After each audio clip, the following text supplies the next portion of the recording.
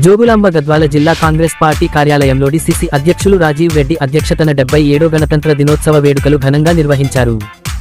ఈ సందర్భంగా జాతీయ జెండాను ఆవిష్కరించి భారత రాజ్యాంగ నిర్మాత డాక్టర్ బిఆర్ అంబేద్కర్ పలువురు మహనీయుల చిత్రపటాలకు పూలమాలలు సమర్పించి ఘన నివాళులు అర్పించారు. గణతంత్ర దినోత్సవ ప్రాముఖ్యతను వివరించి రాజ్యాంగ విలువలను కాపాడేందుకు ప్రతి ఒక్కరూ కట్టుబడి ఉండాలని పిలుపునిచ్చారు. ఈ కార్యక్రమంలో జిల్లా స్థాయి కాంగ్రెస్ పార్టీ నాయకులు కార్యకర్తలు పెద్ద సంఖ్యలో పాల్గొని దేశభక్తి స్ఫూర్తిని చాటారు.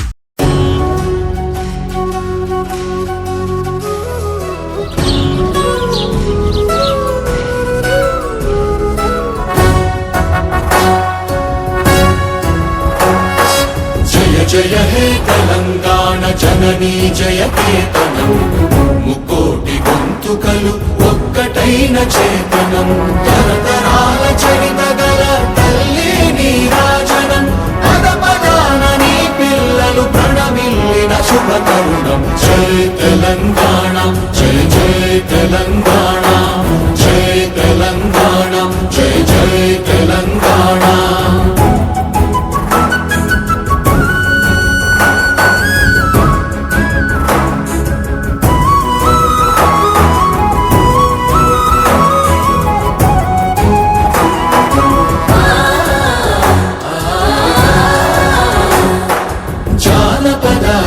జీవన జావళీలు చాలువార కవి గాయక వైతాళిక కళల మంజీరాలు, జాతిని జాగృత పరచే గీతాల జనజాతర అనునిత్యము నీ గానం, అమ్మ నీవే మా ప్రాణం. జయ తెలంగాణ జయ జయ తెలంగాణ, జయ తెలంగాణ జయ జయ తెలంగాణ.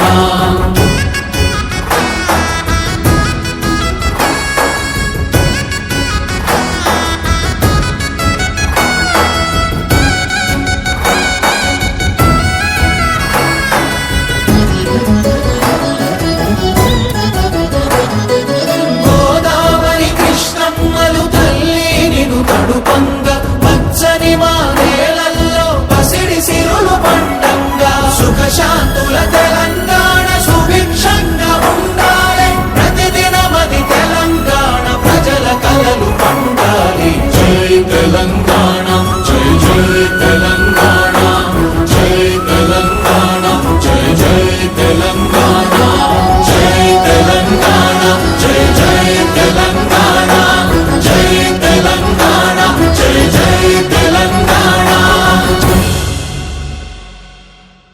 మన స్వపాలన కోసం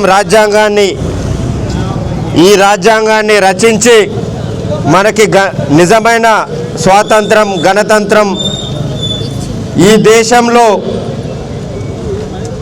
ఎవరు గొప్ప కాదు ప్రజలే పాలకులు అని చెప్పే కాన్స్టిట్యూషన్ని మనకిచ్చిన రోజు, అది మనకిచ్చి తర్వాత ఇప్పుడున్న పరిస్థితులు మనం చూస్తున్నాం. దేశంలో 77వ గణతంత్ర దినోత్సవం జరుపుకుంటుంటే ఏదైతే సమానత రావాలి అని చెప్పి బడుగు బలహీన వర్గాలు అందరూ ఒక తాటి మీనికి రావాలని చెప్పి మేధావులు మనకి రాజ్యాంగాన్ని ఇస్తే, ఇప్పుడున్న పరిస్థితుల్లో రాజ్యాంగాన్నే మార్చి మనకున్న హక్కుల్ని కాలరాయాలని చెప్పి ఇప్పుడున్న సెంట్రల్ గవర్నమెంట్ బీజేపీ ఏదైతే చేస్తుందో దీన్ని పరిరక్షించడం కోసం ఈరోజు కాంగ్రెస్ పార్టీ జిల్లా అధ్యక్షునిగా మీ అందరికీ హామీ ఇస్తున్నాను. ఒక పరిరక్షకునిగా గణతంత్ర దినోత్సవం రోజు చెప్తున్నాను. ఆమె యాక్టివిస్ట్ ఆఫ్ కాన్స్టిట్యూషన్ ప్రొటెక్షన్ యాక్టివిస్ట్గా నేను చెప్తున్నాను. గణతంత్ర దినోత్సవం రోజు కాన్స్టిట్యూషన్కి ఎలాంటి ఇబ్బంది కాకుండా నా శాయశక్తులా ప్రయత్నించి ప్రతి ఒక్కరికి న్యాయం జరిగేటట్లు చూస్తానని చెప్తున్నాను. అదే కాకుండా ఈరోజు చెప్తున్నాను, ఈ నడిగడ్డలో ఈ జోగులాంబ గద్వాల్ జిల్లాలో మార్పు అనేది మొదలైంది.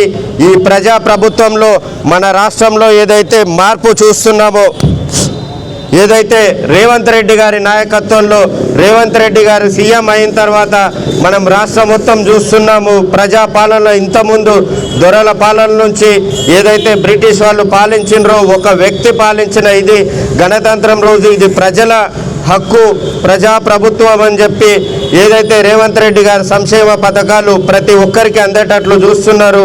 అదేవిధంగా ఎంతోమంది నాయకులు మన రాష్ట్రంలో చూసాము, ఇతర పార్టీల నుంచి కూడా వచ్చిన వాళ్ళు ఈ ప్రజాపాలన మంచిగుంది అని చెప్పి ఇక్కడ ఉన్న చాలామంది లీడర్లు సోదరులు కూడా కాంగ్రెస్ పార్టీకి రేవంత్ రెడ్డి గారి ప్రభుత్వానికి అట్రాక్ట్ అయ్యి అభివృద్ధి మాకు ముఖ్యము అని చెప్పి వచ్చినందుకు అట్లా జాయిన్ అయిన ప్రతి ఒక్క నాయకుడు, ఇక్కడికి వచ్చిన ప్రతి ఒక్క నాయకుడు, ప్రతి ఒక్క కాంగ్రెస్ కార్యకర్త నాకు చాలా ముఖ్యం.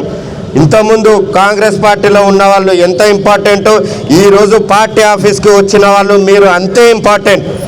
సో ఇక్కడ వచ్చిన మీ ప్రతి ఒక్కరికి ధన్యవాదాలు చెప్తున్నా. ప్రతి ఒక్కరిని గుర్తుంచుకుంటాను. 10 ఏండ్లు 20 ఏండ్ల నుంచి పార్టీలో ఉన్న వాళ్ళు వాళ్ళకు కూడా మనస్ఫూర్తిగా నేను ధన్యవాదాలు చెప్తున్నాను. పార్టీ ఆఫీస్కి రండి. ఇది ప్రజాప్రభుత్వంలో ప్రజా బంగ్లా అని చెప్పి నేను పేరు పెట్టాను. క్లియర్గా చెప్తున్నా, మళ్ళీ ఇన్విటేషన్స్ అవసరం లేదు మన పార్టీ కోసం. ఒకప్పుడు స్వాతంత్రం కోసం ఎక్కడో గాంధీ గారు ఒక పిలుపునిస్తే ఉప్పు సత్యాగ్రహం అంటే దేశం మొత్తం అట్టుడికి పోయి ఒక వాట్సాప్ లేదు, లెటర్ లేదు, ఫోన్ లేదు ఆ టైంలో. అలాంటి పార్టీ నుంచి వచ్చిన వాళ్ళం మనం. ఇప్పుడు అన్నీ మనకు ఒక పని జరుగుతుంది అని అంటే నా విజన్ ఒకటే క్లియర్గా, ఈ నడిగడ్డ డెవలప్ కావాలి, గద్వాల్ డెవలప్ కావాలి, అల్లంపూర్ డెవలప్ కావాలి. దానికోసం ఎంత దూరమైనా వెళ్తా. దానికి ఉన్న ఏకైక ఆయుధం కాంగ్రెస్ పార్టీ, ఈ ప్రజాప్రభుత్వం, రేవంత్ రెడ్డి గారు. అలాంటి పార్టీకి నన్ను అధ్యక్షం చేసినందుకు నేను ఈ పార్టీ ద్వారా ప్రజలకు సేవ చేయాలనుకుంటున్నాను, నడిగడ్డ ప్రజలకి. అందులో మీరందరూ కలిసి రావాలని చెప్పి కోరుకుంటున్నాను. త్వరలో మనకి మున్సిపల్ ఎలక్షన్స్ రాబోతున్నాయి. ఈ రోజు నుంచి మీకు ఇక్కడ అప్లికేషన్స్ ఉంటాయి పార్టీ ఆఫీస్లో.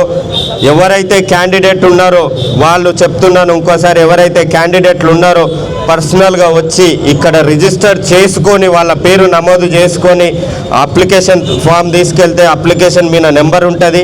ఎంతమంది ఇక్కడ నుంచి ఫామ్ తీసుకుంటే వాళ్ళదే కౌంట్ అవుతుంది. తర్వాత అప్లికేషన్ మేము స్వీకరించి ఒక వార్డుకి ఎంతమంది వస్తే అంతమందిని వాళ్ళని పరిశీలించి ఇంటర్వ్యూ తీసుకొని ఫైనల్గా ఒక్కరికే బీ ఫామ్ ఇవ్వబడుతుంది. ఆ బీ ఫామ్ కూడా ఇక్కడ నుంచే క్లియర్గా చెప్తున్నా, ఇక్కడ నుంచే ఇస్తాము ఫాము. సో ఎవరైనా పర్లేదు, మీరు అప్లికేషన్ పెట్టుకోవాల్సిందే. అప్లికేషన్ పెట్టుకున్న తర్వాత పరిశీలించి అన్నీ పరిశీలించిన తర్వాత వాళ్ళకి బీ ఫామ్స్ ఇస్తాం. సో ఈ అవకాశం వచ్చి కాంగ్రెస్ పార్టీలో బీ ఫామ్ అంటే చిన్న విషయం కాదు, అది మీ అందరికీ తెలుసు. దాని గురించి పార్టీ ఆఫీస్ని గుర్తుపెట్టుకోండి, ఈ ప్రజా బంగ్లాను గుర్తుపెట్టుకోండి. ఈడ ఒక్కటే విభజించే రాజకీయాలు కాదు, భయపెట్టే రాజకీయాలు కాదు, ప్రజల కోసం పెట్టిన బంగ్లా ఇది. ఈ బంగ్లా నుంచి మనమందరం కలిసి మీరందరూ ఒక్కొక్కరు ఒక డీసీసీ ప్రెసిడెంట్ లాగా వివరించి మా పార్టీని ముందుకు తీసుకెళ్లారని చెప్పి ఈ సందర్భంగా కోరుకుంటున్నాను. మరొక్కసారి మీ అందరికీ రిపబ్లిక్ డే శుభాకాంక్షలు. ధన్యవాదాలు.